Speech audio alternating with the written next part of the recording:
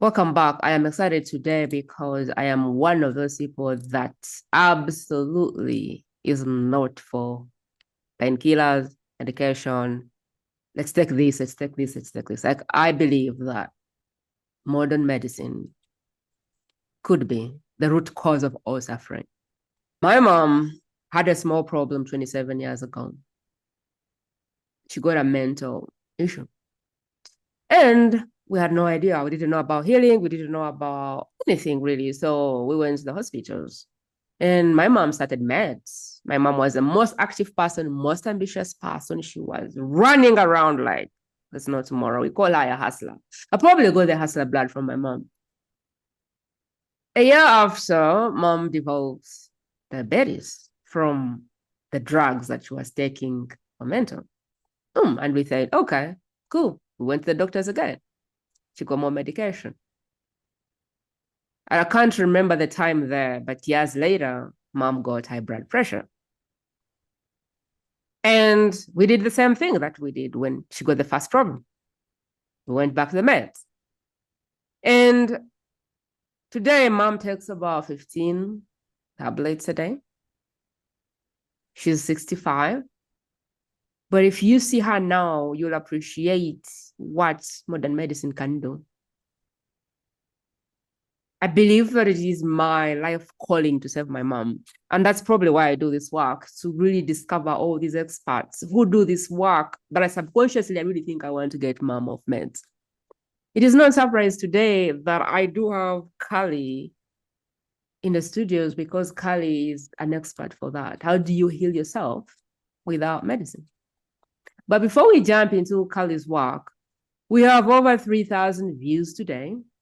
And more than 90% of those people who have viewed the episodes have not subscribed. So if that's you, could you please stop, pause, and subscribe? This is why subscribing is important. When you subscribe, one, more people like you get to see the information. Two, when you subscribe, the community grows. When the community grows, I can play a bigger game. I can bring better speakers. I can serve you better. If I go and ask any speaker to come on the stage, the first question they ask is, how big is the community? And if you subscribe, the community can grow. And I can bring on better people. The world's best kept secret is my life work. And I want it to be the biggest and most impactful community that has ever happened. Because this is what I find in the world. The information is there. The strategies are there. If people wanted to get it, they would. If people wanted to transform their lives, they would. We all know how to lose weight, but look around you. People are seriously overweight. Why? Because they're human beings and they get in the way. And so this channel exists to bring you experts who can help you get out of your way so you can change your life. And it operates on one principle. You sharing the information with one person that can benefit from it. That's the whole channel. And so if you subscribe, you begin the ripple effect of really us changing the world. If everyone was healed and whole, I guarantee you the business coach would have better results. The marriage coach will have better results. The parenting coach will have better results. Everybody could just be better if we all got out of our way, healed, and became whole. And so it's my humble request that you subscribe and become part of the community, because it tells me that you are building this together. And together we're changing this world. Because one day this channel will be 1 million subscribers plus. I want you to look back and say, we did it. Carleigh, welcome to the World's Best Kept Secret. I am really excited to have you on today.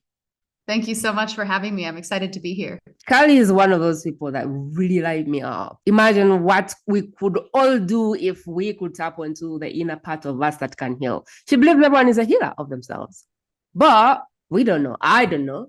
Maybe you don't know how to tap into those healing abilities. And so today I'm really very curious because I want to tap into her work of how do we start to heal ourselves.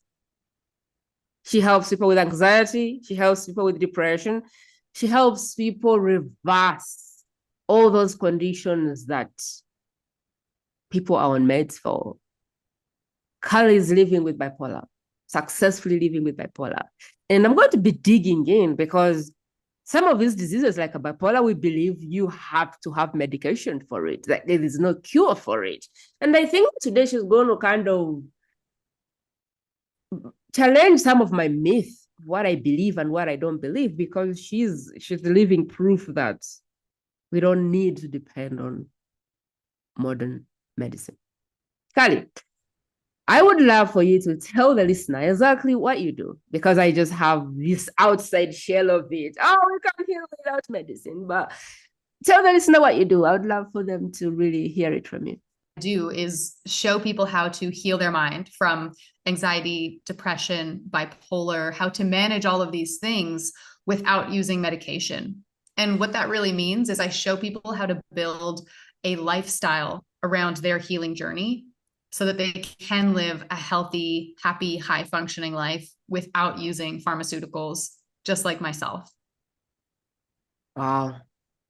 Who exactly are you for? Is it everybody and anybody who's living with like a chronic illness, or do you have a specific type of person that your work speaks to? So definitely mental health is where I focus on for sure. That's my main area of expertise. Now, that being said, mental and physical health are very intertwined. As we know, the mind and body are not separate from one another. But ultimately, the people that I really help are people who have big dreams and desires, but they're held back because of their own mental health, whether that's the depression, the anxiety, ADHD, bipolar disorder. They know that there's more for them and they don't want to turn towards medication. So people who work with me need to be really ready to take action in their lives and get out of their own way and let go of being comfortable in their own misery to step into bigger and better things and really show up to do the work that it takes to heal. I love it. I like to think that Carleigh's work is for you who is just tired. You're just tired of modern medicine, like I am. I'm really tired of seeing my mom look like she's 80 when she's 65. I'm just tired of not recognizing who my mom is anymore. I am just tired of a new complication every other day. And I am just done. I am just open to a new way of reversing her direction. Because my mom never had any eating habits. She never had any addictions. She was like someone who ate clean. So it's my belief that she deserves better. And I'm just tired. Or you're probably just someone who is open to a new way of looking at illness and how to heal that. So you're either just open, like a student of life, like I am, or you have a loved one that really, really concerns you, or you're just tired of medication. Let's just put it like that. So, Carleigh, tell me, what is the problem with relying on modern medicine? Why is it not a good idea? Well, taking a pill every day to, and we're specifically talking about mental health here, but taking a pill to kind of rebalance, not actually getting to the root cause of the problem. You're not actually dealing with the underlying wound that is causing these mental health symptoms.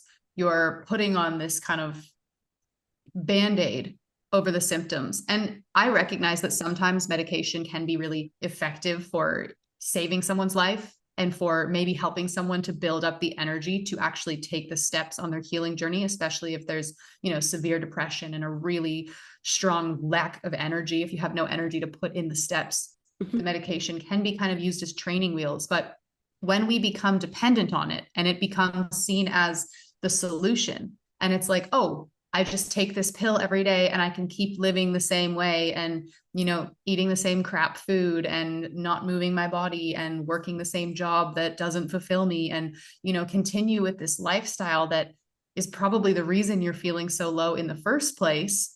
Taking the pill isn't going to change all of that. So even though you might be a little bit less depressed, you're probably also a little bit numbed and maybe not feeling like yourself.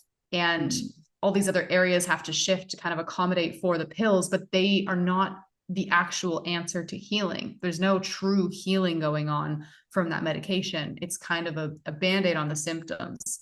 And again, can be helpful to enable you to find that energy to put in the steps to really truly heal. But ultimately, relying on that medication is not healing, in my perspective.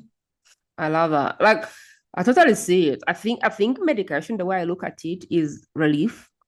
It's first aid. It's short term. How do we keep things moving? But as you said, it's not a long term thing. It does not. I believe medication or modern medicine does not uproot the cause of the problem. It's my belief, honestly. Like, it does not, because I look at my mom every day and I go, because some of the things she's having is something brought by the previous medicine. And that is where, for me, my wires go off. Like, she had one problem, then she got two problems, she got four, she got six. Now she has 10 problems. And it's weird, because every time she goes to the hospital, there's a new pill to be added. And I really cannot wait to dive in. So tell me then the process of reversing, for example, bipolar. Is it reversing, or is it like in bipolar case, is it reversing it, or is it maintaining it or living with it the same way you would with medication, but without medication? Yeah, so I've never used the term reversing it. I guess I've never really thought about it that way. I like to say that I manage my mind without medication, because it is, bipolar is a chronic illness. And I don't really like using those terms, but it does mean that my brain will essentially always have the capacity to either experience really high highs or really low lows. And my work is essentially to keep myself at a healthy baseline with a really strong self-awareness and a lot of tools. So I notice if I'm going, anywhere outside of that baseline, whether it's a little bit lower or a little bit higher, what can I do to bring myself back and keep myself in this functional, happy, healthy baseline? And it's the same with anxiety. It's the same with depression. Like, a lot of people who experience depression will experience it again later in their life, especially if they're not maintaining that high level of mental health and really checking in with themselves closely. But there's so much that you can do in terms of preventative medicine, which is really what I'm all about, is working to stay on top of maintaining mental wellness so that it doesn't get to the point where you have a really low low or a really high high in the case of bipolar. And then you need to seek external help, which normally, if you're going to modern medication centers like a GP or the hospital or a psychiatrist, that external help is going to come in the form of a little pill that they tell you to take every day. If you're doing all of the lifestyle pieces and all of the deep transformational work to rewire your brain and build up that internal resilience, you don't need to go and ask for that little pill. So what you're saying is your work is more of self-management, replacing pills with self-management. So other than anxiety, depression, and bipolar, is there like a list of other things that this work will help with, or is it mental illness? Another way to look at everything related to mental illness, or is it am I bracketing your work too wide and you want it to be a little bit narrow? I think that it really depends. Look, the work that I teach will help anyone to enhance their well-being, absolutely anyone and everyone. But my expertise really lies in those four, really. I don't talk about ADHD much, but I have overcome in my lifetime depression, anxiety, ADHD, and bipolar disorder, among substance abuse and disordered eating, and a lot of things that are mixed into that bag of my mental health experience, all of which I have not used pharmaceuticals for.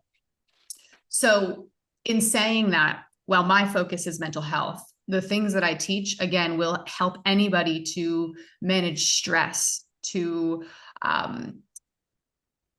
deviate away from burnout and make sure that that doesn't happen, to just ultimately help people become the happiest, healthiest, most high functioning versions of themselves.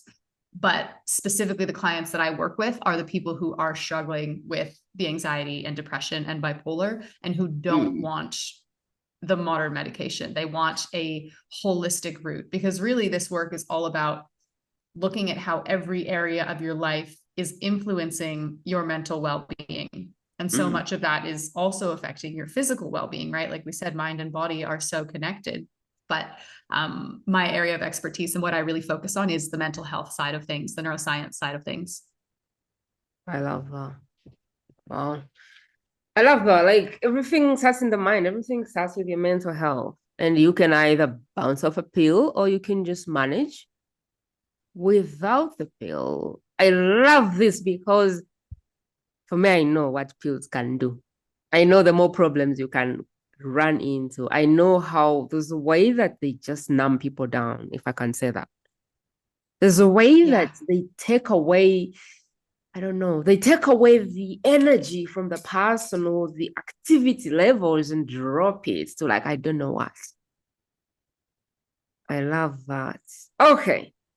I know you do have a process that you take people through, which is like your thoughts, leadership. And I would love for you, if it's okay, to go through that and kind of let us see how it works. Because most of us probably have never thought about it, or are like, oh my God, I have a mental problem. There is no way I can possibly stop the pills. The doctors told me this is a lifetime situation, and all of those things. I would love for you to go through your process of how you take people from this place where they're emotionally out of shape to a place where they are self-managing and can just go through life without, having to wear the label because of the so many pills that are on your desk, and having to be stigmatized, or even feeling like you're less than. Because I know what pills can do. You start to really feel less than, and some of those after effects are not really good. Like they're not really pretty. I'd love to dive into your Absolutely. So it's important to note, in terms of stigmatization and feeling less than, that any sort of diagnosis can bring up those feelings, whether or not you're on medication. And I know that happened to me when I received my first diagnoses, and it became a big fear of mine that I had to walk around with a label that read mentally ill. And at that time, the only diagnosis I had was ADHD. And still, I was so afraid of the potential of my own mind. This is before I found out that I also had bipolar and all of these other things. So it's also worth noting that it's a lot easier to never start the pills than it is to actually get off them. I do have clients who come to me and they've been taking anxiety medication or antidepressants for years, and they want help getting off of them. And that is something that I can help you to build that resilience in your lifestyle to, lower your dosage. But it also does require the assistance of your psychiatrist to be monitoring you, or whoever else is involved in your mental health regime already. So really, the people that I love to work with are people who are, they're at the end of doing this on their own. They know that they need help. They don't want medication. And they're like, what is my other option? And I'm like, come here, let me hold your hand and walk you along this journey, because here is what's exactly worked for me. So like you said, I've created this 8-step program. I call it the 8 simple steps to naturally heal your mind. Now, it is simple. This stuff is simple, but that doesn't mean that it's easy. It does require a deep dive and showing up and being vulnerable and really meeting yourself and your shadows to come through the other side. So I can walk you through these 8 steps, just talking briefly about each one. That'll be really Step good. number 1. Yeah, awesome. Step number 1, and something that absolutely everybody, or at least definitely most people on our planet, really benefit from enhancing, is developing a self-love journey. And the reason this is step number 1 is because when you truly learn to love yourself, and I know this was true for me, when you truly learn to love yourself and to show up with compassion and forgiveness, it makes it so much easier to find the motivation to put in the work to do the remaining steps. When you love yourself, it's easier to make yourself get out of bed and do the thing you need to do because you know it's good for you. And because you're acting from this place of love and wanting to move forward on your healing journey because you know that you deserve to heal. So that's really where it needs to begin. And there's so many different tools and practices that you can use. Even just practicing affirmations of things that you like about yourself, starting to notice, you know, when other people compliment you or say nice things, really taking that on and recognizing what other people love in you. Mirror gazing is a beautiful one, to just stare into your own eyes in the mirror and tell yourself, I love you. It can feel really cheesy. It can feel really silly and uncomfortable, but it's so powerful when you start to actually feel that love and compassion for yourself. So that's step number one. Step number two, and this is really the only time in coaching, because I'm a coach, not a therapist. A lot of essentially the difference between therapy and coaching is that therapy is often very past focused. It's very, you know, what has happened to you to get you to this point. And that is super relevant, of course, in anyone's healing journey. But more of what coaching is saying, here's where you are and here's where you want to be. So how can we take tangible steps to get you to where you want to be? That said, step number two is actually all about owning your past and accepting what has happened to you. And the reason for this is that so many of us, and again, this was especially true for me, carry around baggage, like suitcases on our shoulders of all of these past traumas and things that have upset us and grudges that we're carrying for other people and just things that we have not either accepted, like we're in denial about them, or we've repressed them, or we haven't let them go. And when you're carrying that baggage and guilt and resentment, it's not a clean slate to move forward from. And it can really perpetuate, especially depression. Depression's very backwards focused, but it can also bring up so many worries about what if this happens again? Or what if this person treats me like that again? So step two is really about starting to accept and own your past instead of letting it own you. Step three is when we start to clear out that gunk. So you can essentially think of it as, you know, if you have an infection on your arm, when you go to the hospital, the first thing they're going to do is open up that wound. And that's step number two, is you start opening things up. Step three is you start actually cleaning out the gunk that's in there and letting it go. And this is physically, energetically, emotionally starting to look at where you've been storing all of this stuff in your body, in your mind, releasing that, starting to shift your thought patterns to ones that you actually want to be cultivating instead of the 95% that have just been playing on repeat every day and are normally not very helpful for you. We start to really shift those things up and make space for a new way of being to come into your life. So now we're on step four, which is where we start to really welcome in the healing in the form of your lifestyle. And it's all about starting to connect with your body. Again, as I was saying, the body and mind are so interrelated. So this is where you start learning about how your exercise, your nutrition, your sleep, how these things are really influencing your mental health. And for everybody, this is going to look different, but I promise that no matter what is going on in your life, if you start exercising, unless you already exercise a lot, if you start exercising a little bit more, and that's not already a regular part of your routine, if you check in with your nutrition and start eating in a way that really fuels your body, and you start having better quality sleep, it will enhance your life. Whether you're struggling with mental health or stress or nothing at all, it will help you feel better. So when you are struggling with mental health, it just becomes even more important to bring in these aspects of self-care and really prioritize them every single day. So step four is all about connecting to the body. Step five is where we start to really look into nourishing the mind. And this is through things like meditation and mindfulness, and starting to really witness and notice our thoughts so that, again, we can start to shift them.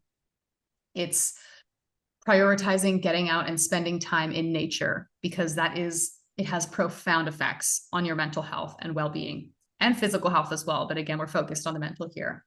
It's having a look at your social structures and noticing how you feel when you're hanging out with certain people. What's that experience like for you in your body and mind? And how do you want that to feel? And how can you enhance your social life to be surrounded by people who inspire you? Step 6 is all about really letting yourself be selfish. And it's essentially just really starting to prioritize all of these aspects of self-care and making them, letting yourself and your healing journey become your number one priority. So it's kind of revisiting that step 1 of self-love. And it's just showing you how when you prioritize your own healing journey, everyone around you benefits. And this is especially important for anyone who's a parent, or if you're managing a team at work, or if you have a partner. We all have relationships in our lives. We're very social creatures. And when you put yourself first, all the relationships around you will flourish, because you'll have more to give when you fill your own cup and can serve from a place of overflowing. So that's what step 6 is all about. Step 7, which people, I think this one can feel a bit scary, but there's a reason why we leave it until second last, because we've done all of this work to really build up a strong baseline of resilience. Step 7 is all about making yourself uncomfortable and really intentionally starting to dive into the things that you know are scary, that you know don't feel good in that moment, but they help you to expand your comfort zone so you can learn what you're truly capable of. So for some people, this might be something like smiling at strangers when they go for a walk.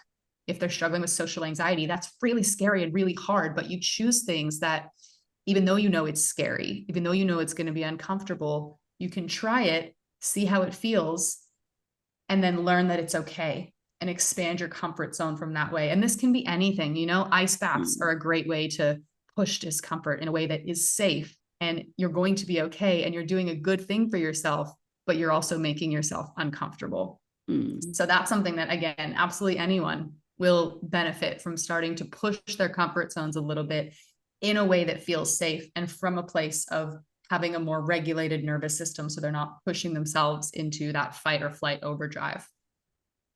And step 8 is essentially to refine, tweak, and continue practicing, because at this point, you've built a whole lifestyle around healing. You've been working in all of these new practices and really prioritizing them in your life. You've been having a look at all of the different ways that every aspect of your life is influencing your mental health.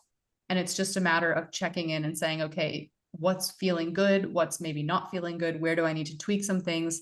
And how can I make this as sustainable as possible to keep living this lifestyle indefinitely? I love it. I'd love to recap for you so you can kind of see how I'm receiving this, and you can tell me, oh, Prima, that yeah, I didn't quite say that, because I'm wondering now, like, for example, my family, we have 4 medics in the family. We have a doctor in the family. And this topic is a hard one, because everyone knows something about medicine apart from Prima. And so every time I bring up this topic, I feel like it is the ignorant person who is trying to challenge everybody else. And if I were doing a recap of this, my family would be like, oh my God, I can't believe she's saying that. So this is what I've heard. And I want you to say, oh, Prima, that's good, or that's not what I say. So there is 2 ways of coping with mental health, especially if you're diagnosed with something that people want to label the bipolar or whatever the thing is, anxiety, depression, you name it. There is a way to go through this as a normal person without making things worse for yourself. There's a way to really go through this like every other person who is normal. It's just that when you have a mental condition, it stops being good to have and starts being something that may have to be done. Like, you stop being someone who can go through life blindfolded when you have this diagnosis, and it becomes more of a requirement if you want your life to feel more normal, if it makes sense. You have to be intentional about it. And there's 8 steps that Carleigh has formed over her lifespan, because she's had to deal with these things through the school of hard knocks. Like, she's battled through these things all through her life. And what she's really teaching is something from her sweat, her tears, her frustrations, her being labeled and put in a corner of, being mentally ill, and later on standing up and saying, I won't take medication. Like, that wasn't a path that was easy to do, and she's done it, which means that she really is the person to hold you and say, yeah, people will say things, your family want to be with you, your children will say this, but there is a way. So there's 8 things. The first one is self-love. Until you begin to love yourself, everything else may be harder to do. Like, I know people in my life who I think they love everybody else more than themselves. It's like they're always trying to save everyone else, but they put themselves last. They're amazing in everyone's life. When we look at their life, it's like they're not even taking the time to breathe. And I personally think this is not self-love. I think self-love is loving yourself enough to put yourself first. Because let's look at it. If you're on a plane and the plane has a problem and you try to save everybody else without a mask, like, why would you do that? And so that's how I understand self-love. Like, until you put yourself selfishly first, everybody else that you're trying to save may not be saved. And the last thing that everybody needs is you drowning trying to save them.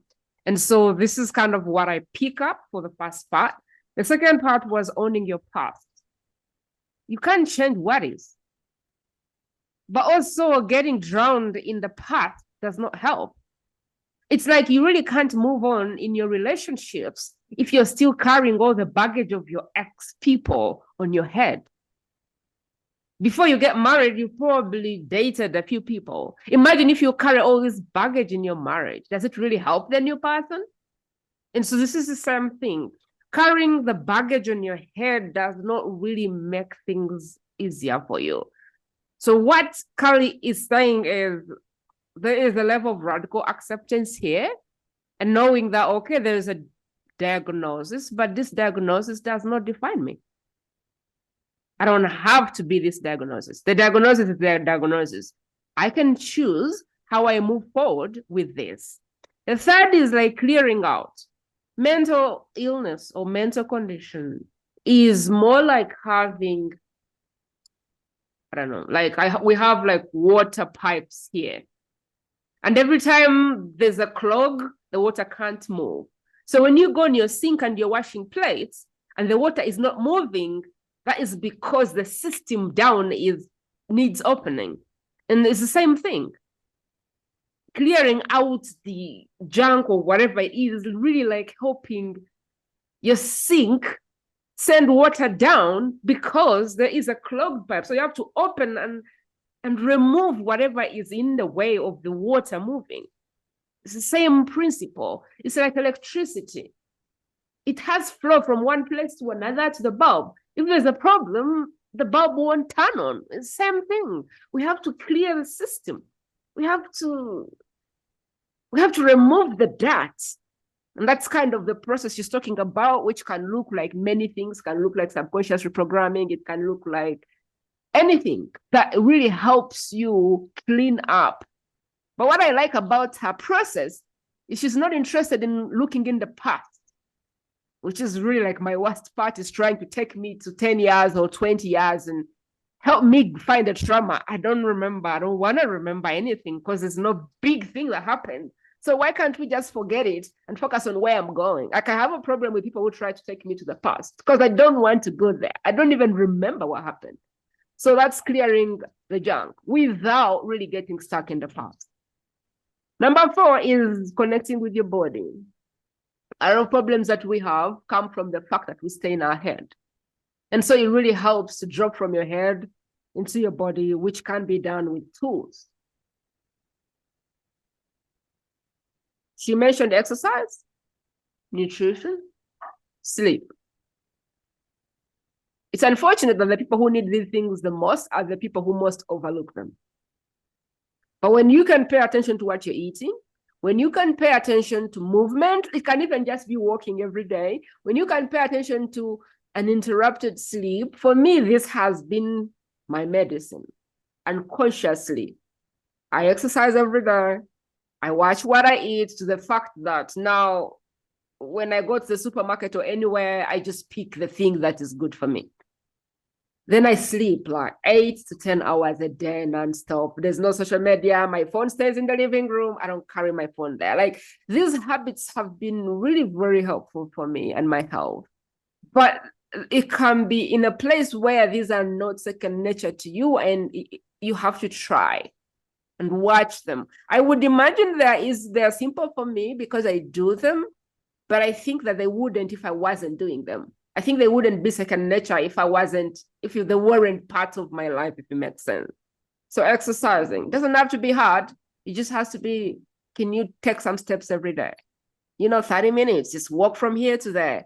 What are you feeding on? Is it good for your body or not? The sleep, how long are you sleeping? What is that phone when you sleep? The farther the phone is, the better for everyone. 5, mindfulness, getting to really understand these other things like meditation, like anything, mindfulness. Who are you around? What does your environment look like? Is it good for your soul or not? That's what I think when I think about mindfulness. I think about what can you do to calm your mind, maybe. I think about solitude. I think about stillness. I think about nature. Mindfulness, like, what are you feeding your mind? I feel like we guard our cup of coffee more than we guard our mind. Why would you not leave your coffee lying in the park for everyone to pour anything, and you would consume everything on the internet and social media? It's the same. Your mind is like that cup of coffee that you guard with your life. Why would you leave your mind open to anything and everything to enter? Why? That's what we're doing when we endlessly scroll on social media, when we endlessly watch the news. That's what we're doing. Like, why would you do that? We do it. You and I do it every day. 6 was prioritizing yourself. I can't say this enough, but it requires some level of, what is the word? Prioritizing yourself requires a certain level of relentlessness. Because if you haven't been the person that prioritized yourself, people expect of you to give away your soul. So your children will expect you to give away your soul. Your wife will expect you to give. Everyone around you is used to you being self-giving, that it may be hard for them to see you prioritize yourself. And there's no way but to say you have to do it. Like, for me, I don't use my phone to receive calls. It's been 7 years. When I first started this habit, my parents, my family, everyone was like, why don't you pick your calls? And I was like, I will not. Now I don't actually pick my calls, and they know I don't pick my calls. So if they want to message me, they can. If they want to call me, I will return the call. 7 years later, it's now normal for me not to pick calls. But when I was starting that habit, everyone was screaming at me like, what are you thinking? What if somebody, and I can assure you no one has died because I don't pick my call. Every time I create a time, I return the calls, which need to be returned. No one has died from it. So what do you need to cut off to prioritize yourself? For me, it was the phone. I had to let the phone go. I had to give myself permission not to be responsible for every emergency, and that has helped a lot. 7 is pushing your comfort zones. If you have emotional highs and lows, there will be things that test you.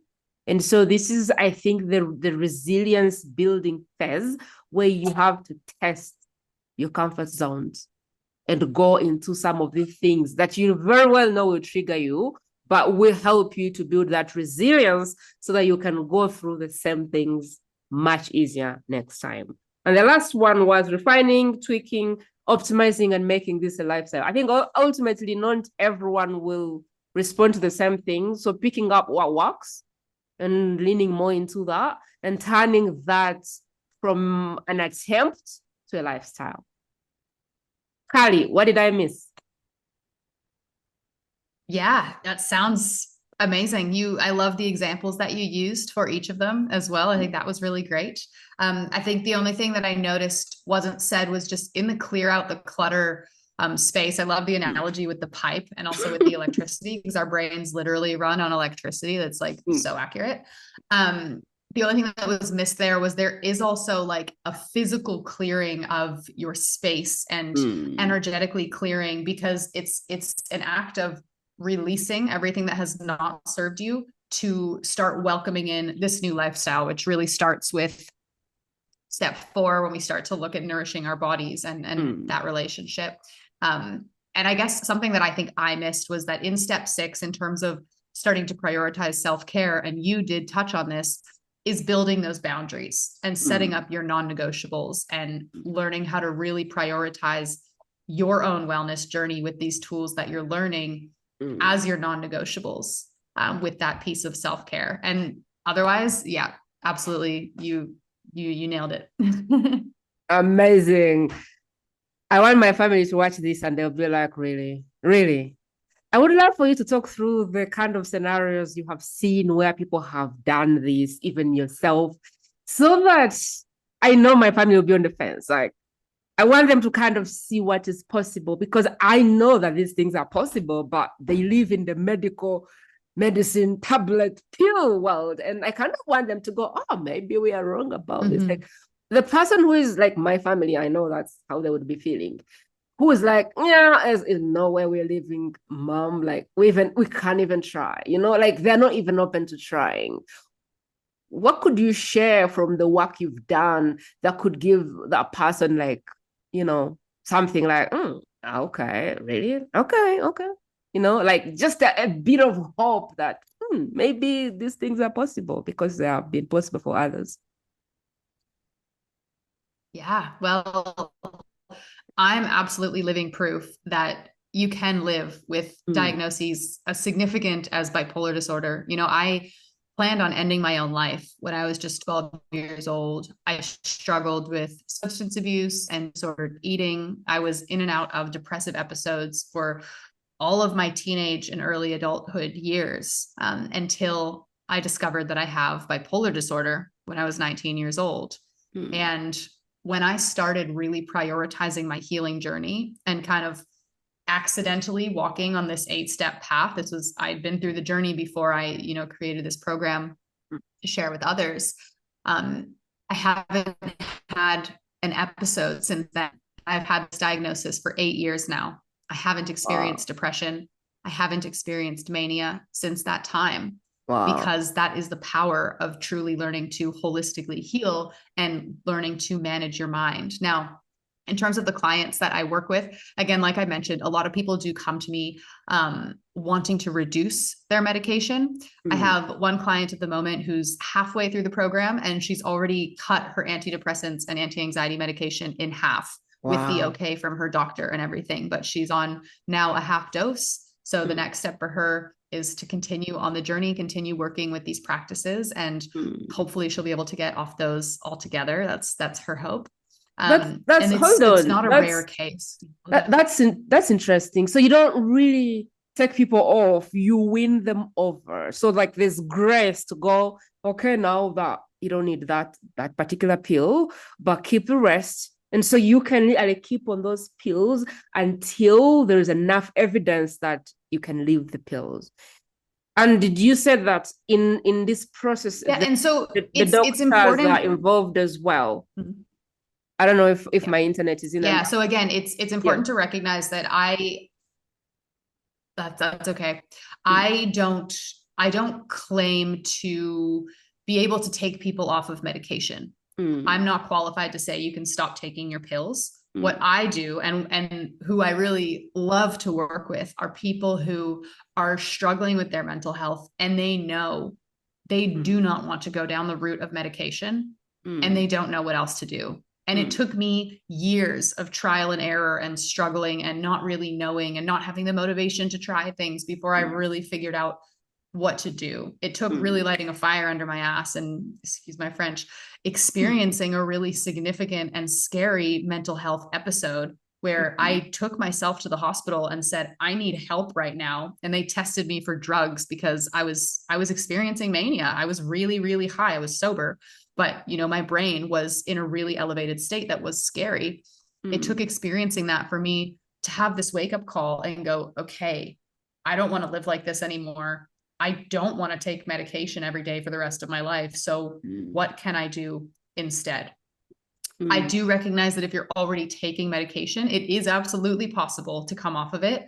It's a harder journey than never having started it in the beginning. But most of the clients that I work with are using medication to some capacity and wanting to reduce that or come off of it altogether. But again, that does need, I'm not here saying I can help you stop your pills. I'm here saying I can show you how to heal without medication if you're not already using it. And if you do want to come off of it or reduce the dosage, that does require an okay from your psychiatrist and your doctor and anybody else who's involved in your mental health team already. I love that. So I want, like, for me, we want, like, we've seen the repercussions, we've seen the bad side of the medicine, and we want all the help. Like, I personally want all the help I can. So it's like, okay, we can work with your doctor and they can monitor progress and we can see how everything goes. And hopefully one day we get you off the pills. And if we can't, we can take that dosage down. So I love that. Tell me more about the people you've worked with. I would love to hear that. So a lot of them are parents. Actually, I think all of them but one of my clients have been parents. And a lot of the themes there are that for so long they've been putting everyone else above themselves, and they're experiencing anxiety and they're struggling with their mental health, and when it comes to doing anything for themselves they feel almost guilty. It's like, I don't deserve to do XYZ for myself, but I'm happy to take my shirt off my back for my kids or for my partner or for that person who I saw down the street who needed help. They're more worthy than me. So a lot of it is people who they're really struggling with the anxiety, and that comes from a place of low self-worth. And I know I can relate to that. And that's why step one is all about cultivating that self-love, because you need to be able to feel and truly know and embody that you are worthy of healing in order to put in that work and take the steps. And it's just beautiful to witness how, this one client of mine at the moment, she's a mother, and she has been telling me that without even trying, while she's doing this work, her relationship with her children is getting so much better. And they're all adults as well. She has grown children, but they're now coming to her and talking to her about whatever it is that they want to talk to her about, but really deep personal things that, a few months prior when we weren't working together, she was really struggling to maintain those relationships and didn't feel like a good mom, and also wasn't putting herself first, and just was really struggling to navigate. And now she's like, I don't even know what I'm doing differently, but my kids are coming to me and they're opening up about things, and I feel like a good mom again. And it's amazing. And that's just, a byproduct of this deep healing work that she's doing, because she's learning to be the best version of herself, and her kids are witnessing that and saying, great, I want you in my life, and let's do this thing. It really goes beyond the mental and can change, like self-regulation goes beyond just the mental piece and can shift to every area of your life. So I really love that. In this podcast, I am in the mindset of we can give every information we have, but unless people take the step and start doing this work, all we will be is have more information. That is why there's millions and millions of podcasts out there, and we still have people really struggling with things. Before we started this, I told my guests that, everyone knows how to lose weight. It's less, walk more. Look around you though. What's happening? People know, and they're still overweight. And so in this podcast, I am in the mindset of encouraging you to share this episode with one person. And really what I want them to do is I want them to move forward. Take a step forward. Knowing and doing is not the same. So I am in the mindset of helping people take the step. towards the thing you want. Don't just know, because knowing is not doing. And the moment you know and you say, I know, what is going to happen is you get in your own way. The mind gets in the own way. The subconscious gets in the way. And you just stay in this place of knowing and knowing and knowing, and you swallow the pill till the pill swallows you. So I am in the mindset of, let's take the step. Carleigh, I would love for you to tell us how you help people. I know you support people, you hold them by the hand. I would love you to talk through, like, how does that look like in the back end? Because I want the listener to go and find a way to start the work you do with you. Absolutely. So essentially what I do is guide people on this journey and hold their hand through the darkness. Like, it is uncomfortable, it is challenging, it is vulnerable, and it's so powerful to have a coach who's been through it to walk you through and validate that what you're experiencing is normal and that you're on the right path. And here's the things you should try next, and, you know, tweak these things up. And a lot of it is mindset work and internal shifting. So I use NLP, I use yoga, I use breath work, and I'm bringing in sound healing to my practices as well now. It's very person specific. Everyone's journey is a little bit different, but ultimately you have the tools through my online program and you have one-on-one coaching with me. And really the best way to get started is to go and book a free call with me, and we can hop on a little one-on-one session to see how our energies resonate, see if I might be a good fit for you. And then we go from there. I'll be putting every link that we have for you in the show notes. You may be at a place where you're not ready to book a call, and that's okay. These are the ways to learn from the guest. But I do believe that we want what we want, but the willpower is not enough. The wanting is not enough. You need a community of people who are doing this thing. You need support. You need somebody to hold your hand and tell you what you're feeling is valid. You need the tools to self-regulate. You need a custom journey mapped out for you. So we can want everything we want, but until we take the step and get the tools, we'll just get in the same place. I would like for you to check in the show notes, and what I would advise you to do is, one, book a call with Carleigh. Book a call with her. And let her help you understand something that you currently don't. Let her talk some words of encouragement in you. It's not, you don't have to work with her, but you do have to sit on that call for her to kind of share with you what she's hearing, what she's seeing, and what she would do in your situation. You don't have to proceed and work with her. But there is something that happens when you get in the room. There is something that happens when you say yes to that feeling in you that says, I can get off whatever condition I'm in. I can be better. I can take care of my life from here. There is something that happens when you wake up and you move. You get in the room. If you're not ready to book the call, I don't know, give her a follow. Connect with her on social media. Follow her work. Start, do one step, move one step forward. This information is not helpful if you won't do anything with it. Get in touch with her. Maybe there is some tools that you can do for free. Maybe there is some things that you can start to do for free, which she can give you.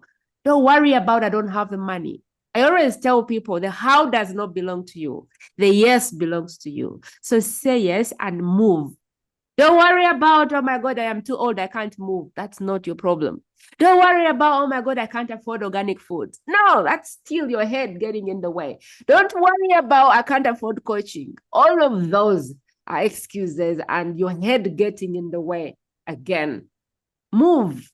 Say yes to the call, which is why I exist. I exist to make sure that I'm encouraging you to do this.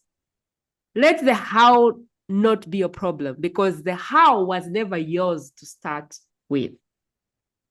So again, in the show notes, you will see a link. I would encourage you to book that link, because you alone, sometimes you need somebody else to be in your wheel corner. Sometimes you need somebody else to hold your hand. Sometimes when you're climbing that mountain of trying to become better, you may fall back and you need somebody to keep pulling you up until you're at a level where you can stand by your own.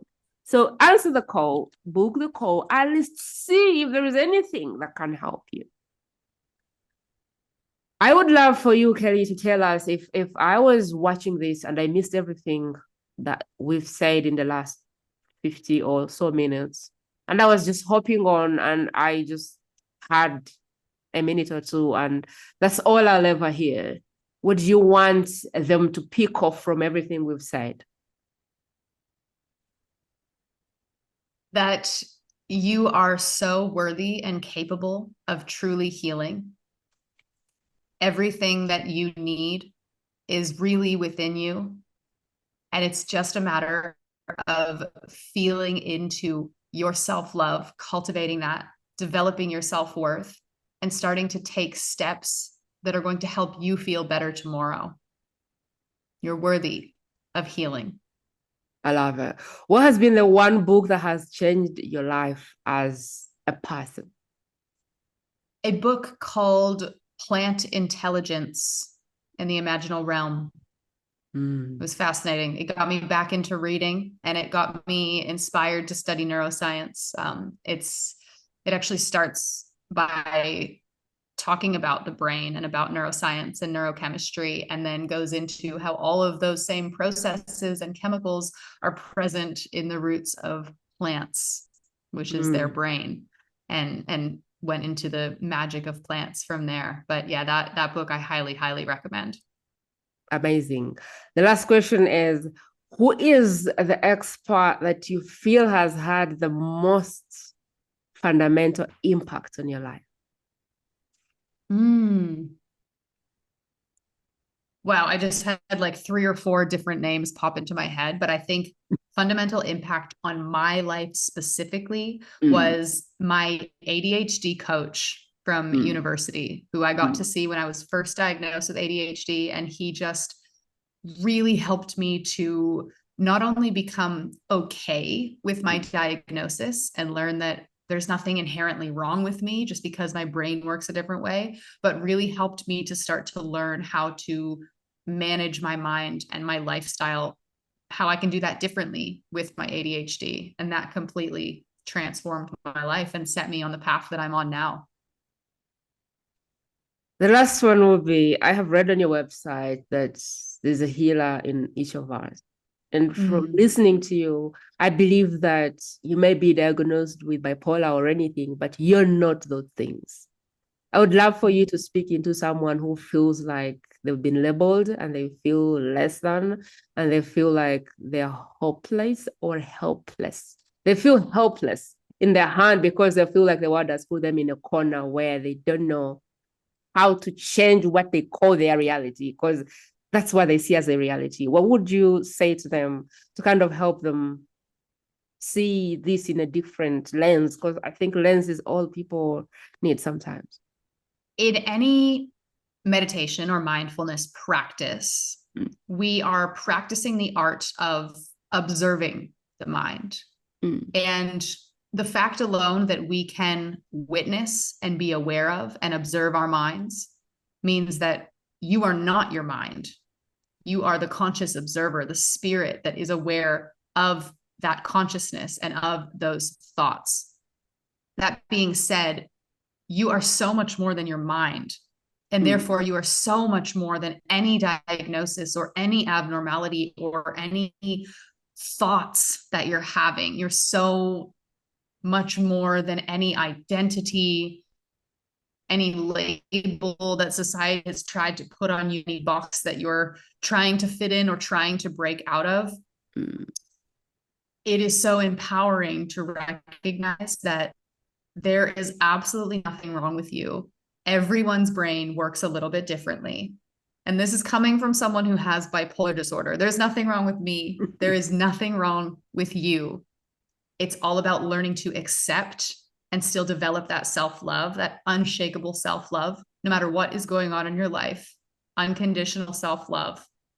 when you start to really build that and accept wherever you are and whatever is going on for you, you truly learn that you're so much more than your mind or any circumstance.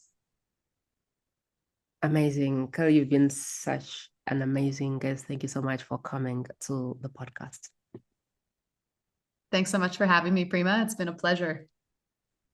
To you who's been listening to us, to you who's gone through an hour with us, I want to honor you and appreciate you for spending the time with us. There's really a million other things you could have been doing with yourself. You chose to be here, and I honor you for that. There's one thing that you can do that will make the difference in this community, and that is sharing Carleigh's message with one person that you believe could use her help. That is the entire premise of the podcast. I bring you experts that I believe have work that changes lives, and she's one of them. And the best gesture you can do is to get one person that you believe needs help. One person that is about to start meds and is just on the fence, like, I don't want to start meds. This is a person that needs Carleigh's message. There's people praying, and there is this podcast which is answering the prayer. And there is you listening because you are the vessel, you are the container in which this message is going to move. And so the way that I see this work works is someone is praying and crying every day for help. God puts that in my head and says, create a podcast where you bring people that save lives, healers, and all of these people. I create the podcast.